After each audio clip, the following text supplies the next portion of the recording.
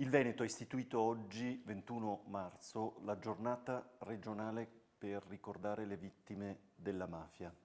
È un vero peccato che proprio oggi, mentre il Consiglio regionale e la Giunta consegnano il premio a 11 operatori della sicurezza, Guardia di Finanza, Polizia, Carabinieri, il Consiglio regionale sia impegnato in lavori e non possa presenziare, onorando le figure che tanto hanno lottato sui temi della sicurezza, della lotta alla criminalità e per la legalità all'interno della nostra regione. È un vero peccato, me ne rammarico e ho protestato nei confronti del Presidente del Consiglio regionale per l'organizzazione di questi lavori. Sarebbe stato bello che tutto il Consiglio regionale avesse potuto onorare con la presenza gli operatori della sicurezza che tanto si sono prodigati.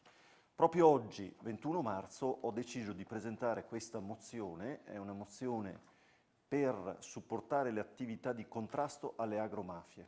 Un rapporto dell'Eurispes ha rilevato come anche nel Veneto il tema della connessione agricoltura e mafie sia uno dei temi importanti. In particolar modo incide sulla sleale concorrenza. Si vendono prodotti peggiori, con meno qualità dal punto di vista agroalimentare, a un prezzo più basso, quindi creando una sleale concorrenza nei confronti delle tante imprese e aziende venete.